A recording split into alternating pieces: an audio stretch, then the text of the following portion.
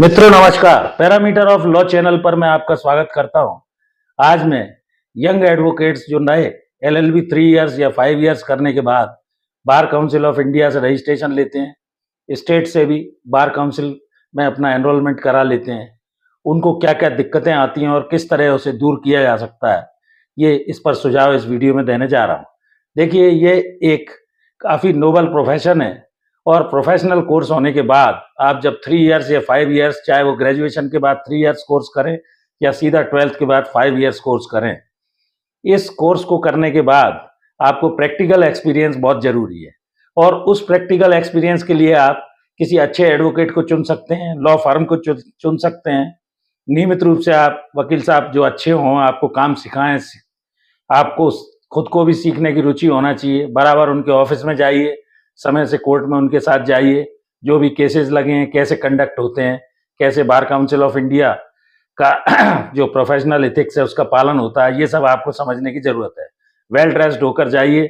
आप चाहें तो एलएलबी करते समय भी आपको समय मिलता है तो उनके ऑफिस में जाइए, कोर्ट की प्रक्रिया को समझिए, कैसे ड्रेस पहन के जाते हैं, किस तरह कोर्ट को संबोधित करते हैं, किस तरह जज का व्यवहार होता है, न्यायालय में वकीलों के साथ कैसा व्यवहार करना है। ये सारी बातें इंपॉर्टेंट हैं जो कि धीरे धीरे प्रैक्टिकल मेक से मैन परफेक्ट। जैसे जैसे आप प्रायोगिक रूप से काम करेंगे, आप उन दिक्कतों को समझेंगे। काफ़ी ये हार्ड प्रोफेशन है, मेहनत वाला प्रोफेशन है, इसमें मक्कारी या किसी तरह से हीला वाला नहीं चल पाएगा। तो जो लोग वास्तव में किसी अच्छी सेवा में जाना चाहते हैं, चाहे वो एपीओ की हो, सिविल जज की हो, जज एंड एडवोकेट जनरल की हो, कॉरपोरेट लॉयर की हो, वकील बनना हो, चाहे वो तहसील से लेकर सुप्रीम कोर्ट तक, मेहनत तो निश्चित तौर पर आपको करनी ही पड़ेगी। इसका मूल मंत्र है मेहनत, मेहनत और मेहनत। जब आप लगन से पूरा परिश्रम करके एलएलबी कर लेंगे, जिंदगी भर इसमें पढ़ना है। शुरू में लोगों को 5-10 वर्ष तक कुछ खास अर्निंग नहीं होती तो लोग इस प्रोफेशन से छोड़कर चल देते हैं। घबराना नहीं है, डटे रहना है। एक दिन आप मनुष्य सिंघवी, कपिल सिब्बल जैसे वकील भी बन सकते हैं, क्योंकि वो भी मनुष्य हैं, मेहनत करते हैं। राम जेठमलानी थे, उनका लड़का महेश जेठमलानी है। तो ये सारी चीजें धीरे धीरे एक्सपीरियंस से आएंगी। पेशेंस रखना है, पैसे की तरफ नहीं दौड़ना है, मेहनत लगन से काम करना है, ड्राफ्टिंग, प्लीडिंग, कन्वेंसिंग सीखनी है। कोर्ट जाने के पहले आपको प्रैक्टिकल रूप से ज्यादा से ज्यादा, मूट कोर्ट मैंने अलग से वीडियो डाला है, वो आर्टिफिशियल कोर्ट है, कृत्रिम कोर्ट है।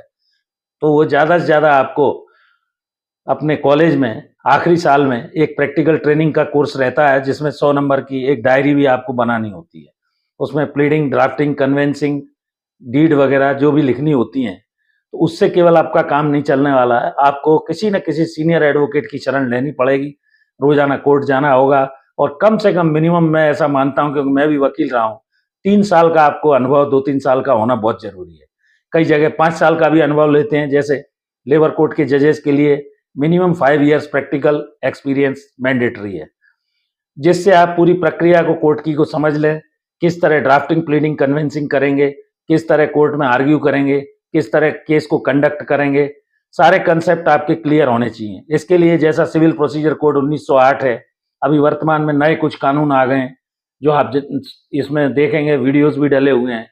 बीएनएस 2023, बीएनएसएस 2023 और भारतीय इंडियन एविडेंस एक्ट 2023, ये सब नए कानून 1 जुलाई 2024 से इफेक्टिव हो गए। इनके कुछ वीडियो मैंने डाले हुए हैं।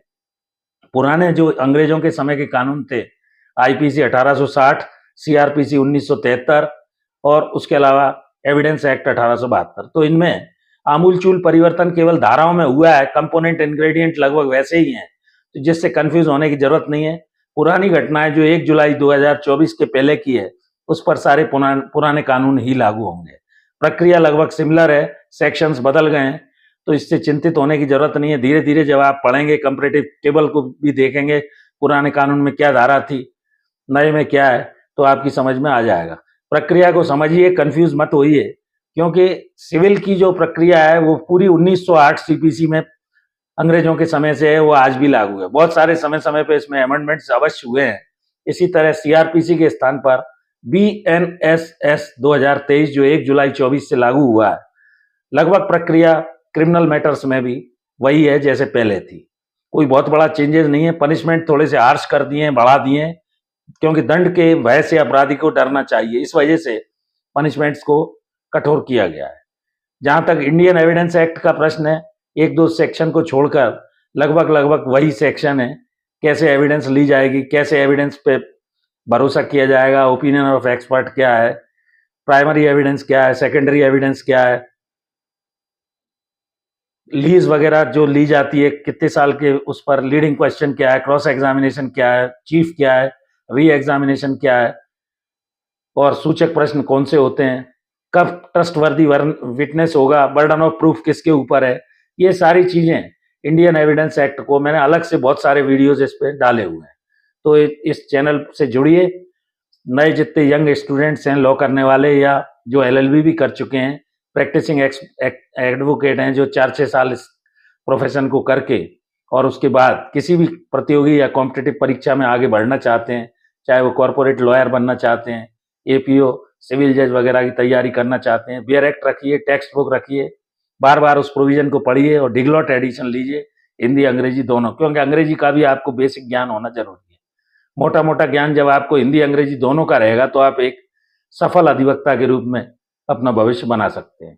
तो इस तरह कुछ चीजों का ध्यान रख के कठिन कठिन परिश्रम करके डेली वकील साहब के यहाँ जाकर काम को सीखने की यदि आप में रुचि होगी, हॉबी होगी, तो आप एक सफल अधिवक्ता बन जाएंगे और आगे नाम, शोहरत, पैसा सभी कमाएंगे। तो ये मैंने कुछ बेसिक जानकारी यंग एडवोकेट्स के संबंध में दी।